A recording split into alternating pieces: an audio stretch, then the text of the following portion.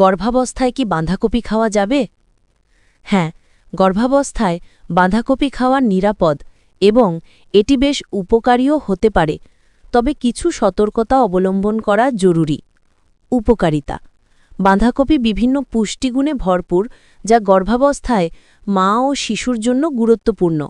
Folic acid বা folate: বাঁধাকপিতে folate থাকে, যা গর্ভের শিশুর মস্তিষ্ক ও মেরুদণ্ডের সঠিক বিকাশে সাহায্য করে এবং নিউরাল টিউব ত্রুটি বা নিউরাল টিউব ডিফেক্টস প্রতিরোধে সহায়ক। ফাইবার: এটিতে প্রচুর পরিমাণে ফাইবার থাকায় গর্ভাবস্থায় কোষ্ঠকাঠিন্যের সমস্যা কমাতে সাহায্য করতে পারে। ভিটামিন সি: এটি রোগ প্রতিরোধ ক্ষমতা বাড়াতে সাহায্য করে। ভিটামিন কে: এটি রক্ত জমাট বাঁধতে এবং হাড়ের স্বাস্থ্যের জন্য প্রয়োজনীয়। কম ক্যালোরি: এটি কম ক্যালোরিযুক্ত সবজি, যা গর্ভাবস্থায় স্বাস্থ্যকর ওজন বজায় রাখতে সাহায্য করতে পারে। সতর্কতা: বাঁধাকপি খাওয়ার সময় সবচেয়ে গুরুত্বপূর্ণ বিষয় হল খাদ্য নিরাপত্তা নিশ্চিত করা। ভালোভাবে রান্না করে খান।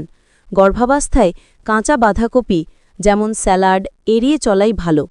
কাঁচা বা আধা সেদ্ধ সবজিতে লিস্টেরিয়া বা অন্যান্য ক্ষতিকারক ব্যাকটেরিয়া থাকতে পারে, যা গর্ভবতী মা ও শিশুর জন্য বিপজ্জনক হতে পারে, যেমন গর্ভপাত, অপরিণত জন্ম বা মৃত শিশু জন্ম হওয়ার ঝুঁকি বাড়াতে পারে।